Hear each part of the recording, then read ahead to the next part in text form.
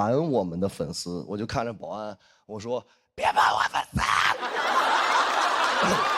别骂我粉丝，别骂我粉丝好吗？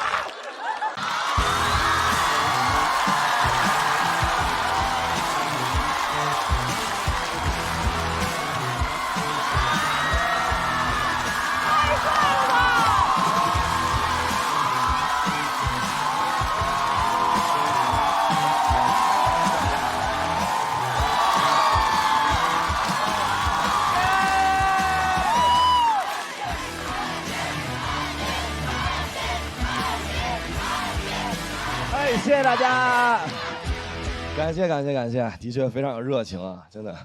去年录完节目之后呢，别人看见我也不管我说什么猴啊什么之类的，他们看见我就会喊一句话，就喊。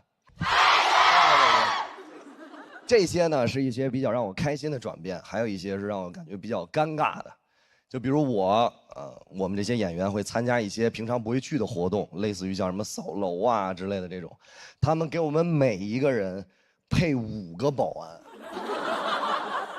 我第一次去都懵了，我一到那儿看5个保安就站那儿，我一进去我就说第一句话，我说我错了。我到那儿我一进去，我看着那保安大哥，我非常认真，我说啊，保安大哥，你一天挣多少钱呀？他看着我，彪。我说啊，他说保镖。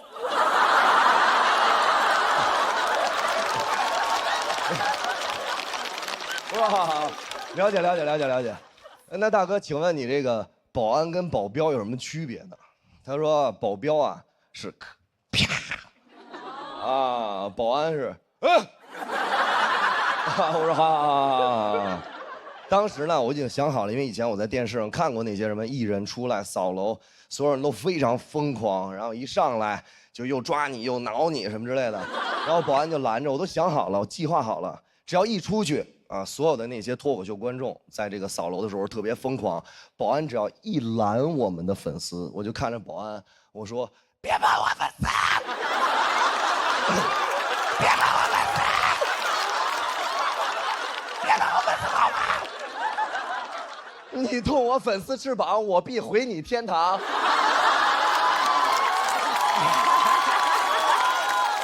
我都想好了，完了之后粉丝看着我说：“哎呀，付航好霸气！”啊，第一个热搜，付航霸气互粉，我都已经完全想好了。然后保安呢，因为我一拉他一个踉跄，但是我一把我又拉住保安，我说我不光保护粉丝，我也保护你。第二个热搜，保安保护保镖。哎，我计划的特别好，但是没想到。我一出去，所有的那些脱口秀观众就异常冷静。我小鹿门枪，我们几个刚一出去，我还走第一个，我看着那个观众，我说合影嘛，他说不方便。我说那咱们往前走吧。那保安大哥特别专业，他就是这边是空气啊，他拦了2下空气，他这样拦2下空气。我说保安大哥，咱们就是太尴尬了，拦空气。我不让你拦，你就先别拦了。他说行。然后我们就往前走，走到一个拐角，突然蹦出来一个人，然后拿一根香蕉，掰开了，吃。那根香蕉就伸到我嘴边，距离我的嘴只有0.01公分，1/4炷香之后，我将会吃下那根香蕉。当时我面带微笑，我非常开心，我看着我，然后我看着那个保安，我说这拦一下。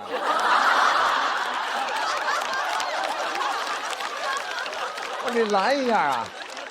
那保安哦，知道了，付航不许吃香蕉啊！我说拦他。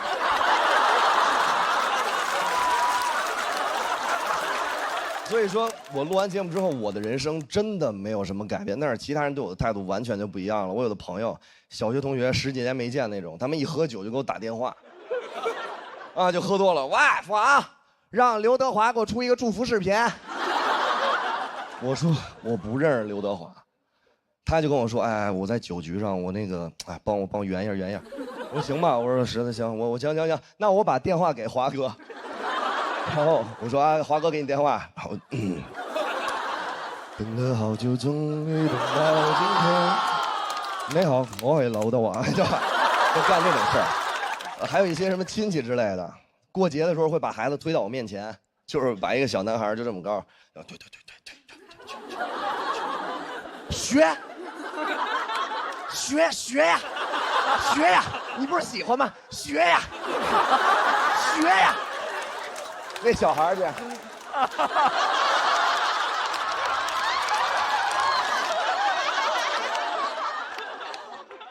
拍身。不是，行了，别拍着。你喜不喜欢？你说实话，孩子，你喜不喜欢？我也不知道，我不知道自己适合什么。我一想，真的是，其实我们很多人，我其实从小到现在，我真的不知道自己特别适合什么。小的时候就是什么流行学什么，我是一个数学的纯学渣，就是100以内的加减法，我得算2、3分钟，就是空算，但我不是智障啊。那个女孩看出来了。其实呢，我数学这么差，但是那时候特别流行一个叫速算的补课班，我不知道大家知不知道。对，在大街上面有发小广告的那种，就是过来就说，哎，家长，你的儿子是速算天才，愿意来上一节体验课吗？我爸说不去。是免费的，那不早说。这带着我就去了。我第一次去上那个速算体验课，我永远忘不了。速算就是老师出一个非常难的题，特别难，几千加几千乘以10几，然后孩子呢不拿纸算，也不拿脑子算，拿手算，然后嘴里还嘟囔着，算起来就是这。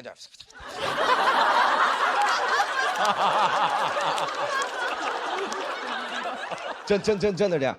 我当时第一次被我爸带过去，我在门口看。一排小朋友就跟那儿，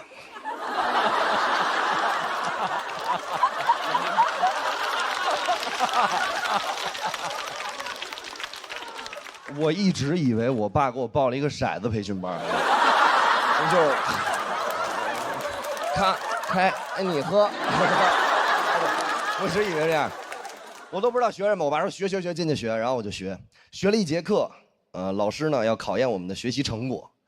就问其他同学，老师跟打了鸡血一样。刘子桓，那小孩，3355667加553321乘以15多少？那小孩好。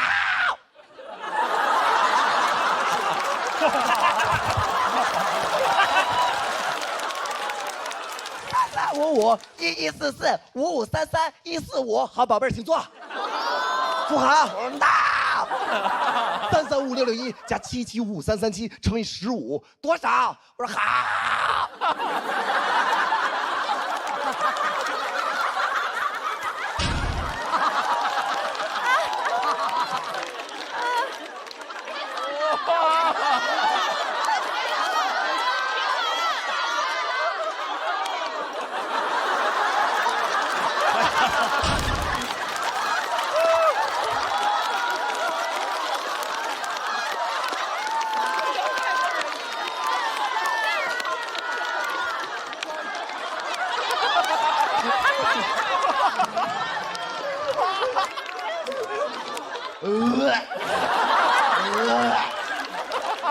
老师说别让孩子算，再给孩子算死了。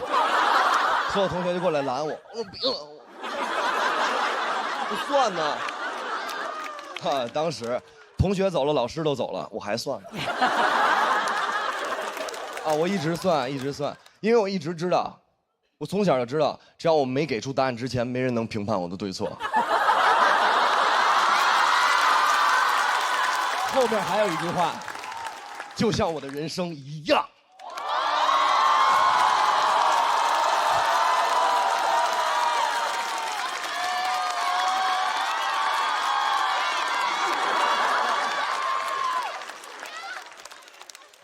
爱死你们了！当时呢，我自己学完了也感觉自己特别厉害。然后我出来，我爸你知道那时候的家长他不管你喜不喜欢，他就问你会不会。我爸跟门口抽烟，会了吗？我说这简单呀，我这有手就会这个。我说你摇你也会，这谁都会这。好儿子，回学校试试。我说没问题。到学校，其他同学做数学考试。他们有演算纸嘛，非常认真，就在那儿算。我不用啊。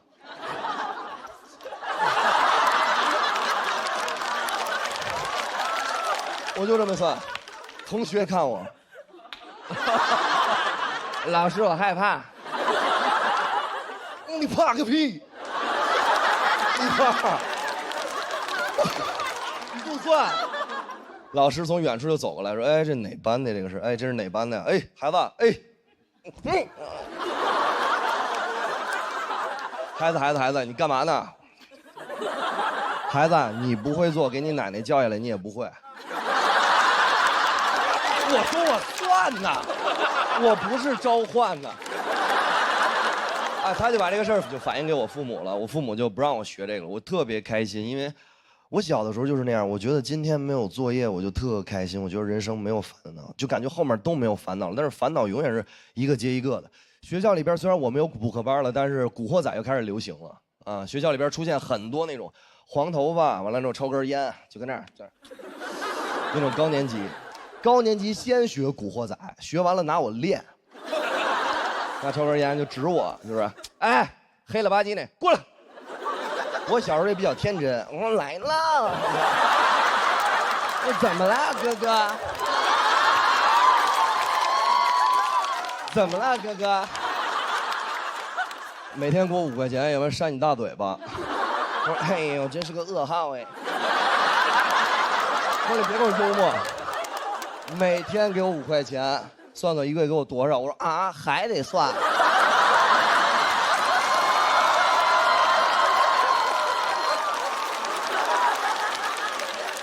他说：“你是 dancer 吗？”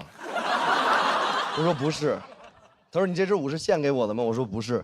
我这支舞是献给所有的观众朋友们，还有包括这些参赛的朋友们，因为我自己内心里真的觉得，什么天赋啊，什么魔王、大王都是障眼法，我们要做的是打碎这一切。谢谢，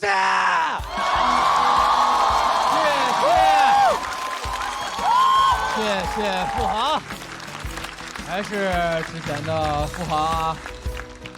也要跟观众朋友们说，这个除了是一场精彩的表演，这仍然是一个魔王挑战环节，所以。喜欢刚刚付航表演的朋友，千万不要忘记为他投票。投票倒计时，最后3秒钟，请锁票。再次谢谢付航。不用多说，还是熟悉的配方，还是熟悉的节奏啊！这自己把嗓子都喊哑了。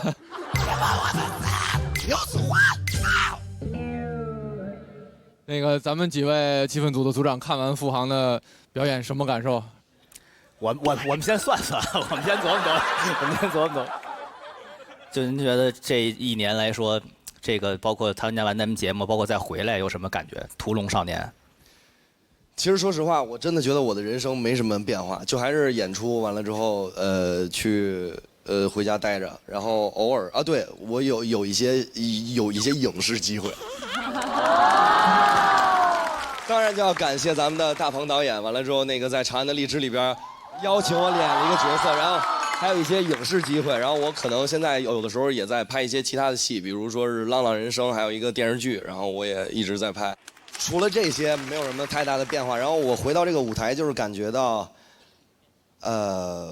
今年的所有的这些新的朋友们都太厉害了，真的，的确是，发自内心的。我刚问到大鹏导演了吗？除了在这工作上有合作，我听说您也之前去看了付航的剧场的演出，是吗？是，场面特别火爆。就我去的那一场，我是在很靠边的位置，因为也都没有那么多的票了。然后很多外地的朋友们来北京打卡，把付航当成一个景点一样，小宠物。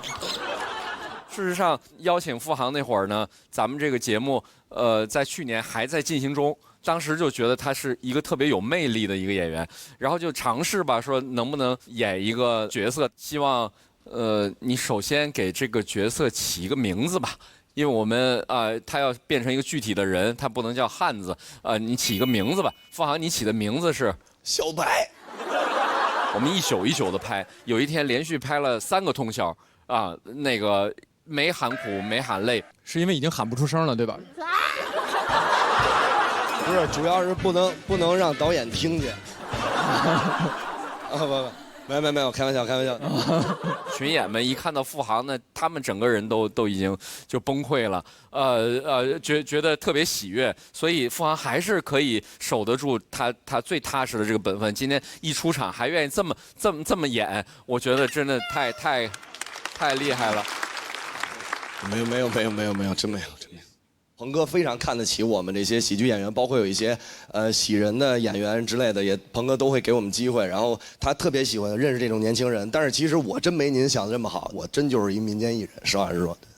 对，不用鼓掌，咱们这不是开会，是吧？我跟你说，真是一民间艺人，那大哥。轻松点。双向奔赴了。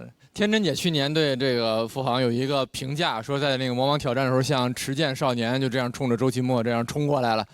今年也这个变成魔王了。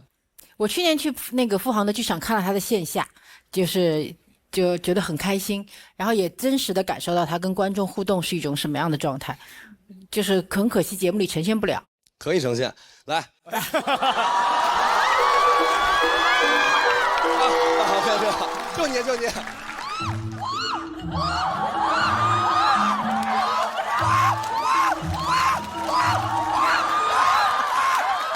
哇，行，已经喊完。这是会传染吗？这是。其实我非常認真跟大家說，就是我這個人吧，就是這種人來瘋，藝術型人格。完了之後，你們待會兒要起兩個哄，我能把衣服都脫了。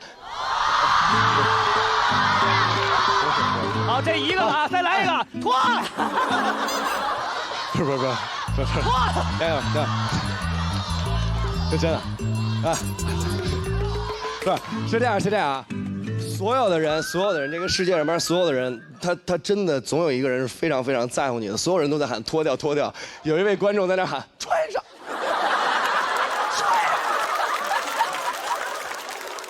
对，我相信这个在付航后边演出一定是一件非常有难度的事情。不，所以说不管我演成什么样，然后我希望大家能拿出我10倍的热情和激情，迎接后面的那些更好的朋友们，然后给他们足够热烈的激情和掌声，好不好？非常感谢你们，一定要帮我。完了之后，谢谢大家，谢谢付航。我为什么去年这么喜欢付航？付航里头不是没有口号，他不是说没有这种中心思想，但是他的中心思想他从来不拿嘴说呀，他是把它放在故事里让你悟啊，你悟得出来你就悟了，悟不出来你就觉得我这是一个好玩的故事。你看，就是他能应对不同的观众。我觉得这次的表演是一个封神的表演，他已经是有标志的，比如说 passion 啊，然后香蕉，这些都是第一季的节目积累的。但是他通过这个表演，他还有新的关键词出现，我觉得这个实在是太厉害了，大受震撼。今天我一天都在大受震撼。我觉得现在来说，除了付航，我还没有见过有个谁敢用甩手控20秒以上的。这个东西是需要你，首先你极强的自信，以及你对你段子极强的把握，以及你对你观众、你的人格，所有的东西你必须都拿捏的面面俱到的时候，你才敢在这甩30秒。那个穿透力，我的同事们在楼上休息室都能感受到，就是从棚里穿上去。然后付航就是他真的是一个尊重舞台的一个演员，其实他难受到整个过程他也是说不了什么话了，但是在台上你把那个舞台交给他那一刻，哎呦他下台那个，哎呀我就觉得，啊。以前付航说他经常觉得生活有电影感，我当时看付航在台上的时候，我也是觉得就是像电影一样，他在台上真的是竭尽全力的在让观众开心。谢谢付航。我们赛制的挑战规则会有不同组别里的不同的演员来站出来挑战魔王。挑战魔王如果成功，就可以直接晋级，不限人数。且战胜魔王之后，分数最高的那一位演员会拿到付航所守护的这块金牌。这块金牌不仅将来自己可以多一条命，而且还会为自己的小组多争取到一个晋级的机会。基于挑战并存，付航今天的实力大家有目共睹。那么，到底是谁勇敢的要站出来挑战付航呢？请起立。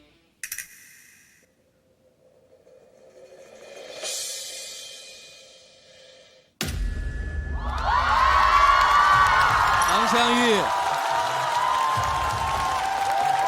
嘻哈和黑灯。哇！湘玉是去年我们的决赛10强选手，黑灯更是去年的季军，嘻哈也是今年来势汹汹的新人。而且各位能看得出来，我们演员分了6个小组，他们都是各自所在小组的组长，也就是他们是我们今年内投的前6名。这场表演注定非常精彩。第一个要出场的是谁呢？她是一个堂堂正正、一生要强的山东女人，唐湘玉。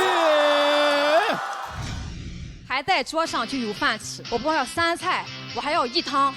我以前无法想象这个事儿，我的主打秀现在是50多场大剧院，甚至能到2000人，而且场场爆满的。山东还有全国的朋友们，大家好，我是唐湘玉，先给大家拜年了。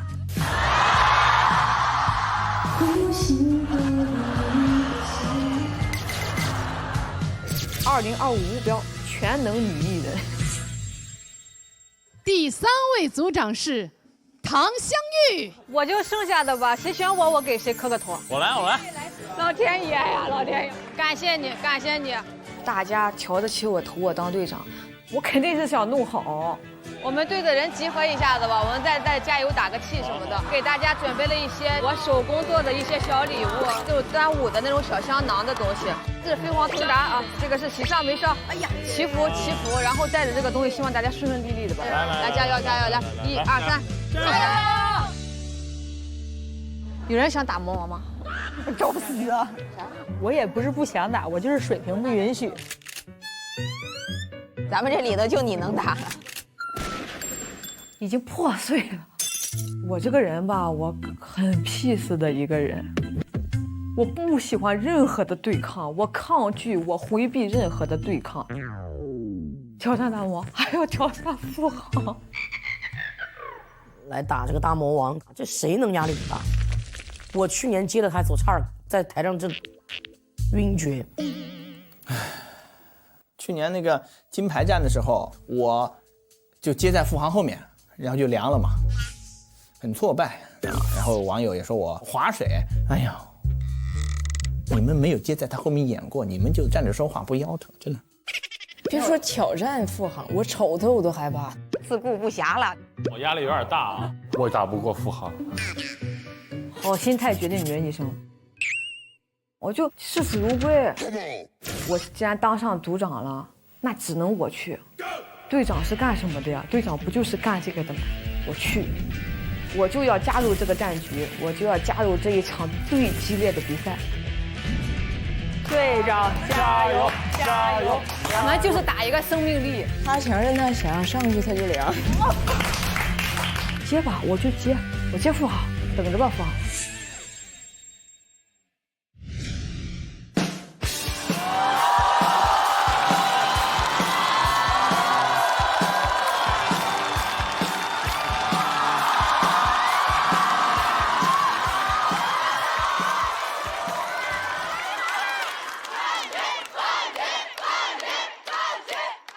那你给我等着吧。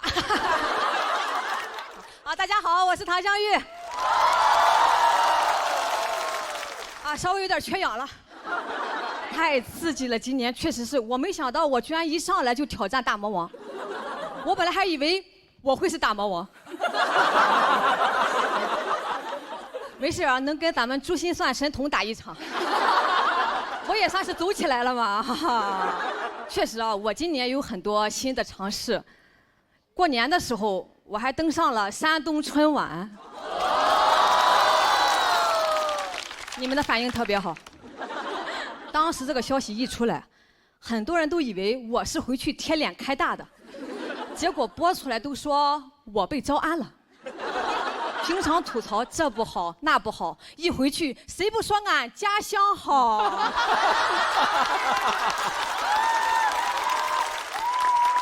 上春晚我家里特别重视，我爸说这是荣誉，必须去。去之前给我下了死命令，啊，不许说山东不好。我说我从来没有说过山东不好，我一直说的是咱家不好。我爸说哦，那行，但还是不放心啊，非要跟我一起去，带我爸妈一块儿去的。一到后台，我爸就开始到处搜索，到处社交，给人家发烟。节目组也很照顾我啊，为了给我面子，我上之前让全场大喊了10几遍“唐香玉，唐香玉，唐香玉”。啊，不用，啊，就这么尴尬。一个搬道具的大叔从旁边走过去，说：“谁是唐香玉？咋还不来呢？”我说：“刚刚是谁给你发的烟呀？”他说：“啊，那个老头就是唐香玉啊。”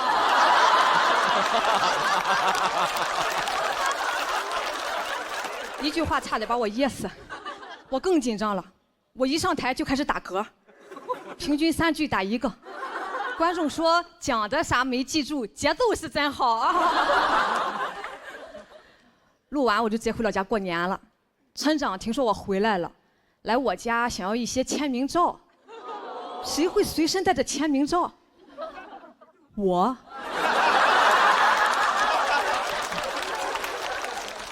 但我在路上就已经发完了。年底照相馆也不开，去打印店印了一些纸的。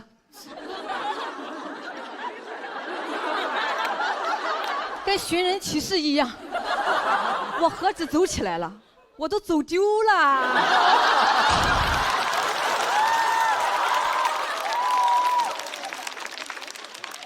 去年我在节目上讲了很多催婚的段子，还记得吧？啊，一度成为了我的舒适区。今年讲不了了，没有人催了。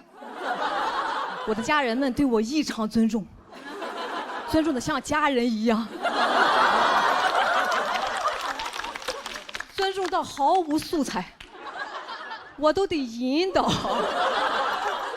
我大娘问我啊20几了，我说31了。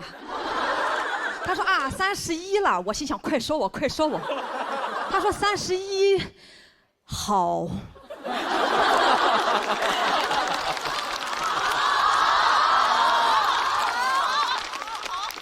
我说好在哪儿？他说好像要吃饭了，就死活不往下说了，小嘴巴就这么闭起来了。好不容易有人提到了婚姻问题，我赶紧打开备忘录开始记。我3姨疯狂使眼色，别说这个，别说这个，他嫌你。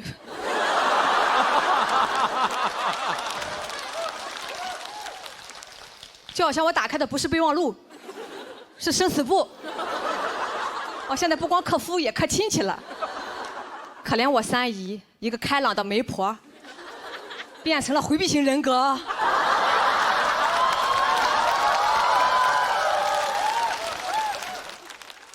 一上午一无所获，这可咋整？家庭事业我还平衡不了了，家庭平静了，事业瓶颈了。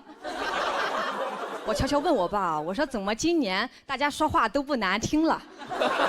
我爸说，因为大家已经知道谁说话最难听了。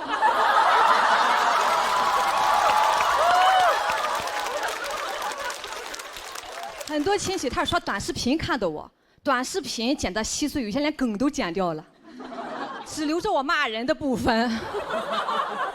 所以有些亲戚他不知道我是在说脱口秀，单纯以为我疯了。我也没想到我一发疯，大家都正常了。吃饭之前，我大爷就我们家族现在权力最高的人，亲自过来问我：“你上哪一桌？”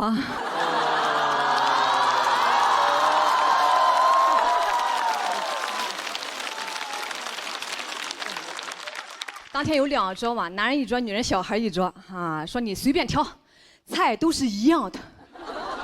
一样的，我咋这么不相信呢？我去看了一下，哎，确实有明显的改善了，但还是让我发现了一个纰漏，就是女的这一桌少了一盘蚂蚱。蚂蚱在冬天可是很稀罕的东西啊，唯一的野生动物。凭什么我们没有？哦，说是怕我们不敢吃。是哦，你说蚂蚱多吓人呀！买回来我亲手烫死的，翅膀我大娘剪的，最后我妈亲手砸的，好可怕呀！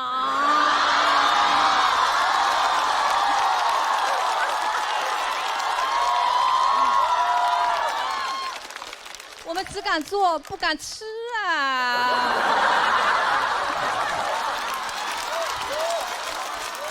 所有人面面相觑，他好像是真疯了啊！我们这桌也有劝我的，说那是人老爷们下酒的，你抢啥呀？别耽误人家喝酒，喝酒着什么急呢？耽误啥呀？耽误我们洗碗吗？最后说不行，我上他们那一桌吧。我说也可以，但你们不要抽烟，不要提想当年，也不要把酒洒在菜里面。他们说还是把蚂蚱给你吧。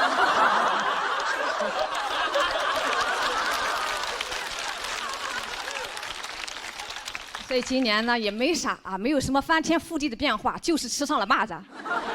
但我已经很满足了，别人有的我们也得有，蚂蚱再小也是肉。好，谢谢大家，谢谢。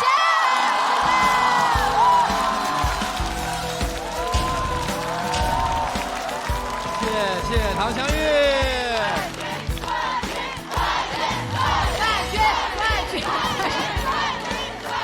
喜欢唐湘玉今天的表演，请千万不要忘了为她投票。